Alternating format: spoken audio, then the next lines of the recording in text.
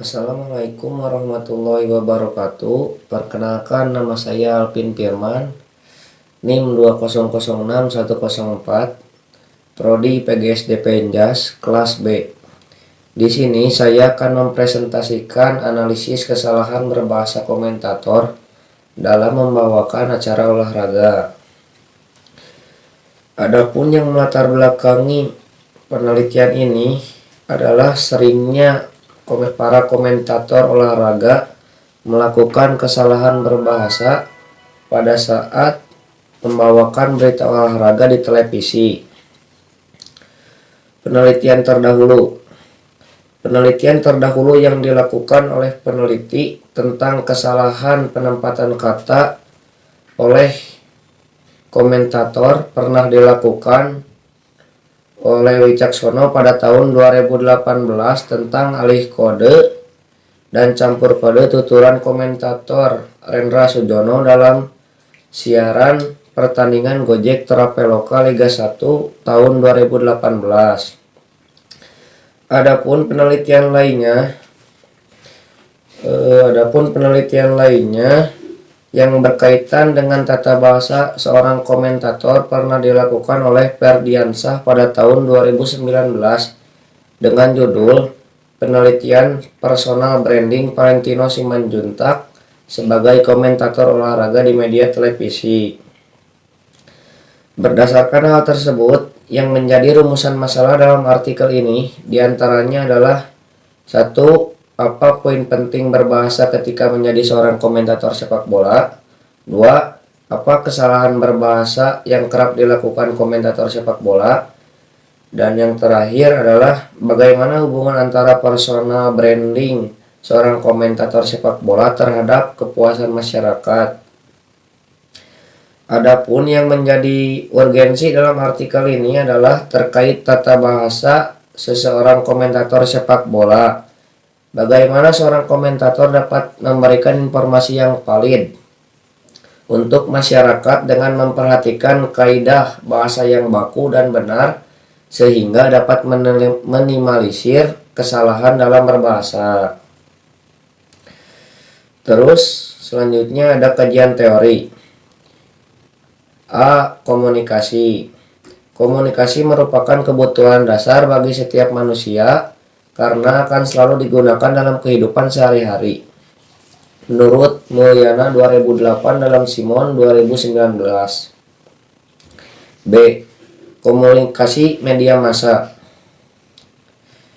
Menurut Elizabeth Noelle Naumann dalam Simon 2019, terdapat 4 tanda pokok dalam komunikasi massa, yaitu 1. Bersifat tidak langsung, artinya melewati media teknis. Yang kedua, bersifat satu arah, artinya tidak ada interaksi antara peserta-peserta komunikasi. Yang ketiga, bersifat terbuka, artinya ditunjukkan pada publik yang tidak terbatas dan anonim. Yang keempat, mempunyai publik yang secara geografis tersebar. C. Media dan olahraga. Sejarah olahraga dalam media dimulai dari radio pada tahun 1930.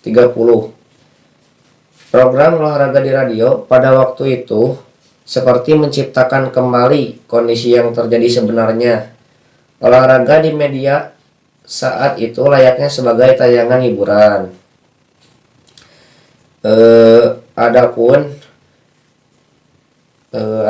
metode yang digunakan dalam penelitian ini adalah metode studi kasus yang dituangkan secara deskriptif. Metode studi kasus digunakan untuk mendeskripsikan analisis serta temuan-temuan yang diperoleh berdasarkan kasus yang ditinjau.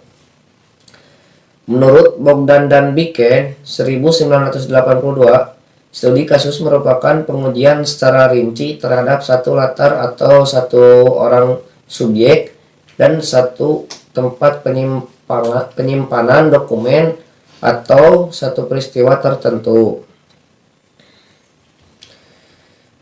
Instrumen penelitian. Dalam penelitian ini, data yang diteliti berupa data tulisan diperkuat dengan wawancara. Wawancara digunakan untuk memperkuat data tulisan yang telah diperiksa penutur asli tentang penyebab munculnya kesalahan menggunakan bahasa tersebut dengan menggunakan alat bantu berupa daftar pertanyaan atau alat rekam.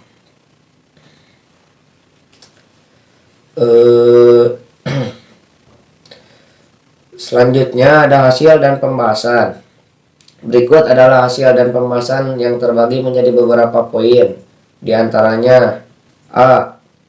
Poin penting berbahasa ketika menjadi seorang komentator sepak bola.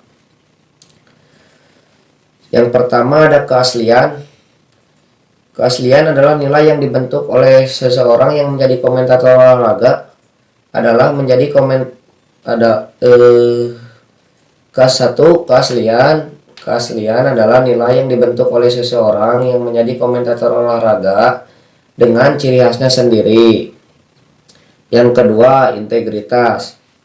Integritas adalah orisinilitasnya mengungkap mencari keunikan dan kemampuan sendiri lebih baik dari ikuti orang yang kami kenal akan mencapai titik seperti mereka itu adalah kekuatan itu sendiri. Yang ketiga, konsisten. Jika seseorang sudah sangat konsisten dalam personal brandingnya sebagai komentator olahraga, dia dapat terus tampil dari perkataannya dan menjadi ciri khasnya dan istilah unik lainnya seperti kutipan heroik dan bahasa daerahnya. Yang keempat, spesialisasi. Dalam promosi personal branding, komentator telah mendemonstrasikan kemampuannya sebagai komentator olahraga, jago dalam gaya berkomentar cepat, akrobat menulis, dan kreatif dalam menciptakan istilah-istilah yang unik. B. Kesalahan berbahasa yang kerap dilakukan komentator sepak bola. Berikut adalah beberapa kesalahan berbahasa yang kerap dilakukan oleh seorang komentator sepak bola. Yang pertama, penggunaan bahasa yang tidak baku. Yang kedua, penggunaan bahasa plesetan atau slang word yang berlebihan.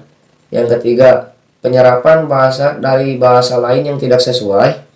Yang keempat, pembahasan atau ulasan yang tidak relevan dengan fenomena yang terjadi di lapangan. Yang kelima, komentar yang melenceng dari topik permasalahan terkait pertandingan sepak bola. Yang keenam, miskomunikasi ketika beradu argumen dengan lawan komentator. C. Hubungan antara personal branding seorang komentator sepak bola terhadap kepuasan masyarakat. Dalam hal ini, penulis meminta responden untuk mengisi kuesioner terkait aspek apa saja yang dilihat oleh responden dari seorang komentator sepak bola, yaitu Valentino Simanjuntak. Dalam hal ini ada 7 aspek yang penulis rasa paling penting untuk diketahui hubungannya terkait dengan kepuasan masyarakat terhadap 7 aspek tersebut dari Valentino Simanjuntak. Berikut adalah hasilnya yang ditunjukkan dalam tabel. Aspek yang dinilai berikut adalah grafik perbandingan kepuasan dan ketidakpuasan responden terhadap personal branding Valentino Simanjuntak yang ditunjukkan dalam gambar. Yang pertama ada keaslian. 9 responden menyatakan puas terhadap keaslian Valentino Simanjuntak dan 1 responden menyatakan tidak puas. Yang kedua, integritas. 10 responden menyatakan puas dan tidak ada yang menyatakan tidak puas. Yang ketiga, konsistensi. 9 responden menyatakan puas dan 1 responden menyatakan tidak puas. Yang keempat, spesialisasi. 9 responden menyatakan puas dan 1 responden menyatakan tidak puas. Yang keempat, wawasan. 6 responden menyatakan puas dan 4 responden menyatakan tidak puas. Wibawa. 5 responden menyatakan puas dan 5 responden lainnya menyatakan tidak puas. Yang terakhir, kinerja. 9 responden menyatakan puas dan 1 responden menyatakan tidak puas.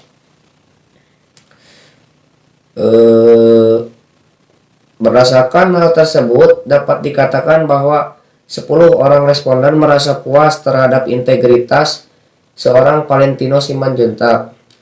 Dalam hal ini, aspek yang menarik untuk dibahas adalah terkait wawasan dan wibawa, yang mana untuk aspek wawasan menyatakan bahwa 6 orang responden menyatakan puas terhadap wawasan Valentino Simanjuntak dan 4 orang tidak puas terhadap wawasan Valentino Simanjuntak. Kemudian 5 orang merasa puas terhadap wibawa seorang Valentino Simanjuntak dan 5 orang lainnya menyatakan tidak puas terhadap wibawa seorang Valentino Simanjuntak.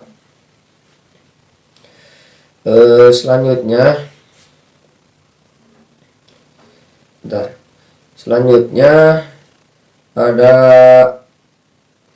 berdasarkan hasil dan pembahasan yang telah dipaparkan, maka dapat disimpulkan bahwa 1.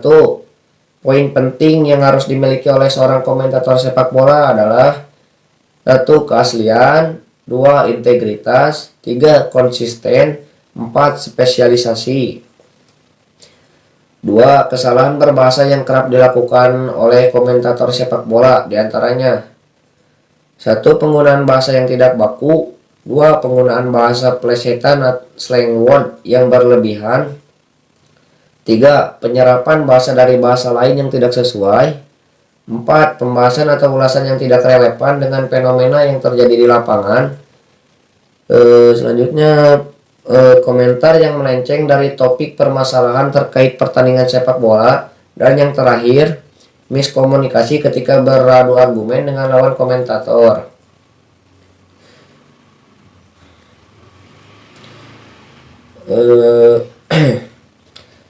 Saran untuk penelitian selanjutnya. Penulis sadari bahwa penelitian ini masih jauh dari kata sempurna, sehingga untuk saran kedepannya diharapkan dapat dikembangkan penelitian ini khususnya terkait pengumpulan data beserta variabel-variabel lainnya dan studi literatur yang mendalam. Sekian presentasi oleh saya. Mohon maaf apabila ada kesalahan kata dan kekurangan. Mohon maaf. Wabillahi taufiq wal hidayah. Wassalamualaikum warahmatullahi wabarakatuh.